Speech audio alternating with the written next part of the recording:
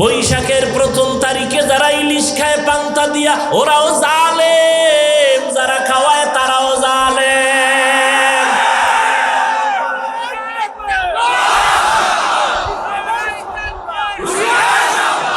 ভাইরা আমার, ইলিশ পান্তা আজকে খাও, নিষেধ আছে?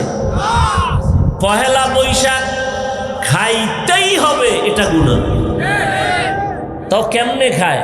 30 টাকা একটা পিস মাছের দাম, পহেলা বৈশাখে এটা বিক্রি হয় 1000 টাকা। যারা বিক্রি করে তারাও জালেম, যারা কিনে খায় তারাও জালেম। গর্বসুরত আদমি ইনসাবুদে আহমদবু চাহলো হামেক সাবুদি। এরে দুনিয়ার উম্মত, এরে আমার কলিজার যুবক, পর্দার আড়ালের মা বোনেরা, বৃদ্ধ বাবাজি, স্বাধীন জীবনের কোনো মূল্য নাই। আল্লাহ দুটো পাও দিয়েছেন, হাঁটো। তার মানে যেখানে মনে চায় সেখানে হাঁটবা, সেখানেও কিন্তু হাঁটার বেলায় স্বাধীনতা নাই, আছে না? আল্লাহ এরিয়া দিছে, এর বাইরে যাওয়া যাবে। হাত দিছে ধরার জন্য, মনে যা চায় তাই ধরবা না, স্বাধীনভাবে ধরা যাবে না। আল্লাহর আইনে যেটা হালাল সেটা ধরবা, আল্লাহর আইনে যেটা হারাম সেটা ধরা যাবে না। কি ভালো করে বুঝো, চোখ দিছে দেখার জন্য, স্বাধীনভাবে দেখা যাবে না, সীমাবদ্ধ আছে। এই চোখ দিয়া মোবাইলে তাকায় তাকায় কবিরা গুনাহ দেখবা, এজন্য চোখ দেয় নাই। ও বান্দা, চোখ দিয়া মায়ের চেহারা দিয়ে তাকাও, কলিজার বাবার চেহারা দেখো, সওয়াব। আল্লাহর প্রিয় বান্দা উলামায়ে কেরামের চেহারা দেখো, সওয়াব। বাইতুল্লাহ দেখবা, সওয়াব। আল্লাহর কালামটা খুলে খুলে তাকায় তাকায় দেখবা, আমল নামায় সওয়াব। ই কালামে জিন্দা কুরআনে হাকিম, হিকমতে লা ইয়াজাল সুতু কাদিম। এই বুদ্ধিমানেরা, আমগো টুপিওয়ালাকে আপনারা বোকা বলেন না? আমরা বোকা, কিচ্ছু বুঝি না। আপনি এত বাহাদুর, বলেন পোশাক কেন আলাদা? হয়তো সবাই প্যান্ট শার্ট টাই লাগান, আমরাও লাগাবো। আর যদি বলেন না মদিনার পোশাক ওটা না, তাহলে আমগো লাইনে আসেন। কি কি সবাই দাড়িওয়ালা হবে, দাড়ি ছাড়া কেন? কি কেউ গালের সাথে দাড়ি মিলিয়ে রাখলে সবারটা মিলিয়ে রাখি, আপনারটা মিলানো, আমারটা বড়, এমন কেন? কি ইসলাম নিয়ে চালাকি করেন না? ইসলাম আপনার বাবার বানানো? হ্যাঁ, মনে চাইবেন যা তাই ইসলাম? আল্লাহ এক, নবী এক, কোরআন এক, কাবা এক, টুপি নেই কেন আপনার মাথায়? আপনাকে টুপির জন্য আলাদা বয়ান দিতে হয় কেন? আপনি মুসলমান, আমিও মুসলমান, আপনার আমার আল্লাহ এক, আপনি আমি কোরআন মানি, হাদিস মানি, আপনাকে আবার দাড়ির জন্য আলাদা বয়ান দিতে হয় কেন? পর্দা করার জন্য আলাদা বয়ান দিতে হয় কেন? দেখেন, আমি মুসলমান, আপনারাও। আমি টুপি খুলতে চাই না, আর আপনি কেমন মুসলমান, টুপি দিতে চান না। আমি দাড়ি কাটলে লজ্জা পাই, আর আপনি দাড়ি রাখতে লজ্জা পান। আপনি কত ভিআইপি মুসলমান, আর আমরা 3rd ক্লাসের মুসলমান। আমরা পর্দা না করলে লজ্জা, আর আপনারা পর্দা করতে গেলে লজ্জা। আমরা মসজিদে না ঢুকলে লজ্জা পাই, আর আপনারা ঢুকতে গেলে লজ্জা পান। সমস্যাটা কোথায়? বুঝের অভাব। কিসের অভাব?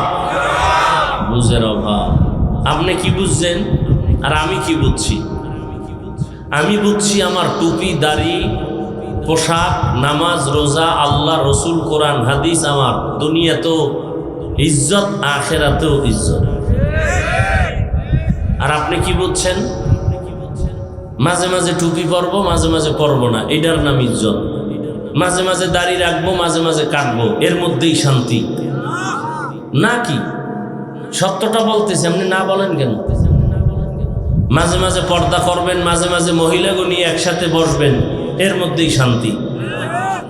কি আপনাদের চিন্তা চেতনাটা এমন? এ কারণে কি হয় জানেন? আপনাকে নেতা নাই, দল নাই, সম্মানও নাই। এখন জুতার বাড়ির ভয়ে বাড়ি থুইয়া জঙ্গলে দৌড়ায়। আর আমগো সম্মান নেতাও দেয় নাই, খেতায়ও দেয় নাই, দলেও দেয় না। আমগো সম্মান রসুলের আদর্শ, সুন্নাত, টুপিদারির কারণে। এজন্য আমগো দাড়ি টুপি নামাজ রোজা আছে, সম্মানও আছে।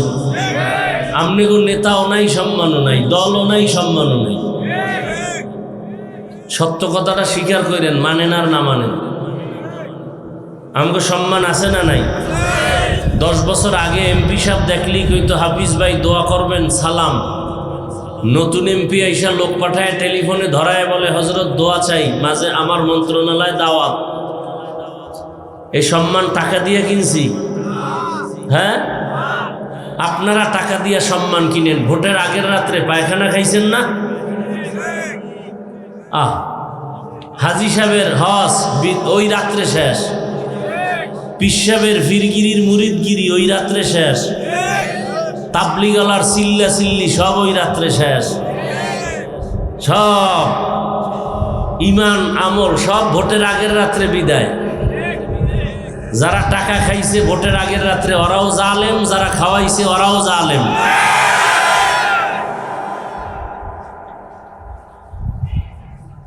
এখন যে কিছু তার ছেড়া আছে, কইব যে হুজুরে আমারে চিনলো কেমনে, যে আমি টাকা খাইছি আমারে ধরে ফেলাইল। আফসোস, এ কথা বলার মানুষ নাই, শোনার মানুষ নাই, বিরোধিতা করার মানুষের অভাব নাই। বড় কঠিন হালাত। ভয় পাইয়েন না, ভয় পান? আরে না, কি ভয়? যেই পুলিশে স্যালুট দেয় সেই পুলিশ দেখলে এখন নেতায় দৌড়ায়। কি যেই র্যাব স্যালুট দেয় এখন সেই র্যাব দেখলেই দৌড়ায়, না জানি হাতে হ্যান্ডকাপ লাগায় দেয়। কিসের অভাব? আমনের বুঝ কি? দাড়ি কাটলেই শান্তি। আমার বুঝ দাড়ি কাটলেই অশান্তি। আপনার বুঝ বেপরদার আড্ডায় গেলেই শান্তি, টাকা পাবো, বাড়ি পাবো, ক্ষমতার চেয়ার পাবো। আমাদের বুঝ কি? পর্দা করলেই শান্তি। এ কারণে আমাদেরকে যদি বলা হয় আপনাকে কোটি টাকা দিব, এমপি মন্ত্রীর চেয়ার দিব, শুধু দাড়িটা কামান, আমি বলবো না, আপনারা বলেন। এই লোভে দাড়ি কামায় ফেলবো? ক্ষমতার লোভে? ক্ষমতার চেয়ার 5 বছর, জোর কইরা থাকলে 17 বছর। কথা কন না কেন? কিন্তু আমগো চেয়ারের কোনো মেয়াদ আছে? কথা বলেন। এই যে চেয়ারে বসছি এর কোনো মেয়াদ আছে? বুঝেন, বুঝার দরকার। শুনেন না, বুঝেন। অস্ত্র আপনারা জানেন। মিথ্যা বলা কি? এই তো জানেন। গালি দেওয়া কি? বলেন তো জানেন। অন্যের হক নষ্ট করা, মা বাবারে কষ্ট দেওয়া হারাম, সবই তো জানেন। বুঝের অভাবে মানেন না। বুঝের অভাবে, এই বুঝের অভাবটা পূরণ করতে হলে সঠিক বুঝ যাদের আছে তাদের কাছে যেতে হবে। সঠিক ব্যাঠিক নির্ণয় হওয়ার জন্য, যেমন আমার এই চেয়ার বা ধরেন এই টেবিল বা আমার হাতের এই রুমাল, এটা কত হাত, চারপাশে লম্বা, এটা বুঝার জন্য কি লাগবে? একটা স্কেল লাগবে। কি লাগবে? স্কেল। এখন স্কেল যদি নির্ণয় করতে গিয়া রাবারের স্কেল লইয়া ফেলান, কি সঠিক বের হওয়া যাবে? এমন একটা স্কেল নিতে হবে যেটা বাড়েও না, মানুষের বিবেক এক থাকে না বাড়ে কমে। বলেন। কিন্তু এই জমিনে সত্য আর সঠিক নির্ণয়ের জন্য একমাত্র স্কেল দিছেন আল্লাহ, যেটা বাড়বেও না, বাড়ানোর সুযোগ নাই, কমানোর সুযোগ নাই। সে স্কেলের নাম কুরআনুল কারীম। সে স্কেলের নাম কি? বাড়ানো যাবে, কমানো যাবে। আর কোরআন বুঝার জন্য লাগবে হাদিস। কোরআন বুঝার জন্য হাদিস। আর কোরআন হাদিস যারা পারেন না, বলেন তো কোরআন হাদিস পারনেওয়ালা লোক বেশি না না পারনেওয়ালা লোক বেশি? অতএব কোরআন হাদিস পারার জন্য যেতে হবে একমাত্র, শুধুমাত্র, কেবলমাত্র ওলামায়ে কেরাম বলবেন না, আহলে হক ওলামায়ে কেরাম। কারণ ওলামাদের মধ্যে একটা বাহিনী আছে এই জমিনে চূড়ান্ত খারাপ, চূড়ান্ত ভণ্ড। এরকম আলেম নাই? আছে কথা আমার। قال رسول الله صلى الله عليه وآله وسلم ألا إن خير الخير خيار العلماء وإن شر الشر شرار العلماء। রহমতের নবী বলেন, জমিনের মধ্যে সব থেকে ভালো হবে একদল উলামা, আবার সবার থেকে খারাপ হবে একদল উলামা। আচ্ছা, সাহাবায়ে কেরাম এরা মাওলানা ছিলেন? কি ছিলেন? মূর্খ? আন্দাজি বুঝুক আর না বুঝুক একটু উত্তর দিতে পারলেই হইল। সাহাবায়ে কেরাম হাদিস পড়তে জানতেন? কোনো খবর নেই। কোন জগতে আইলাম ওয়াজ করতে? সাহাবায়ে কেরাম কোরআন পড়তে জানতেন? হ্যাঁ, পারেন না, চুপ থাকবেন, আন্দাজি উল্টা পাল্টা জবাব দেন কেন? সাহাবায়ে কেরাম হাদিস পড়তে জানতেন? কথা বলেন, জানতেন না? সাহাবায়ে কেরাম যদি হাদিস না বুঝে, আপনার বাপে বুঝছে? হ্যাঁ, সাহাবারা বুঝে না, আপনি বুঝছেন, তারপর কেন বলেন জানে না? তো সাহাবায়ে কেরাম মাওলানা ছিলেন না? মুহাদ্দিস ছিলেন না? মুফতি হইয়া ফতুয়া দেন নাই? কোরআনের তাফসির করেন নাই? তাদের এই বড় বড় সার্টিফিকেট ছিল? হ্যাঁ, কি বুঝলেন? সার্টিফিকেটের নাম মাওলানা না, এই কলবে গুনাহ না থাকার নাম মাওলানা। মাওলানা হয়ে যদি গুনাহ করে, ওরে মাওলানা বলা গুনাহ। কথা বলেন। আর মাওলানা হয়ে যদি গুনাহ না করে, সার্টিফিকেট নাই, আল্লাহর আদালতে সে পিওর মাওলানা। তাহলে দুনিয়াতে সব থেকে ভালো হলো একদল আলেম, আবার খারাপও একদল। যেই আলেম বাম হাতে আংটি পরে ভালো, স্বর্ণের চেইন ব্যবহার করে ভালো। যে আলেম দাড়ি রাখে না ভালো। যে আলেম বেপরদায় আড্ডা দেয় ভালো। এই জন্য আলেম দেখলেই দৌড় দেওয়া যাবে না, দেখতে হবে হক না ভণ্ড। কয় আমরা চিনব কি করে? প্রথম পরিচয় সুন্নতের আমল। সুন্নতের, সাধারণ মানুষ এই বোতলটা হাতে নিয়ে বাম হাতে পানি পান করবে নফসের ধোকায়, কিন্তু হক আলেমরা কখনো বাম হাতে কিছু পান করবে না। যদি দেখেন আলেম হয়ে বাম হাতে পানি পান করে, হক আলেম না বাতেল? কথা বলেন না কেন? তাহলে হক আলেমের প্রথম পরিচয় সুন্নতের আমল। কিসের আমল? সুন্নত আমল। জুতা পরে কেমনে দেখবেন সুন্নত অনুযায়ী কিনা? ডান জুতায় ডান পা আগে দেয় না ফট করে বাম পা ঢুকায় ফেলেছে? বুঝবেন সে সঠিক হক আলেম না।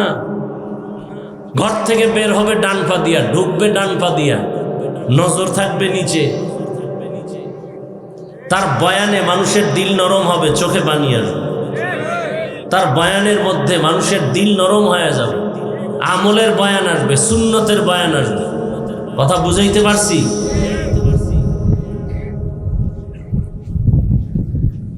হ্যাঁ, ইসলামে যখন যেটা রসুল করছেন প্রেক্ষাপট অনুযায়ী সেটাই করতে হবে। রসুল দাওয়াতের কাজ করছেন, আপনাকেও করতে হবে। হ্যাঁ,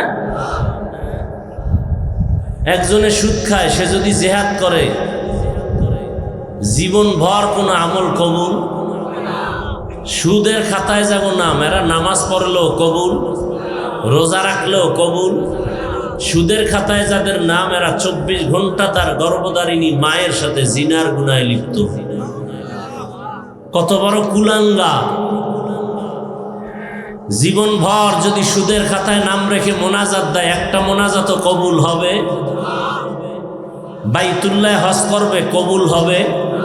তওবা না করে যদি মরে যায় চিরস্থায়ী জাহান্নামী। আর এ যদি হয় মসজিদের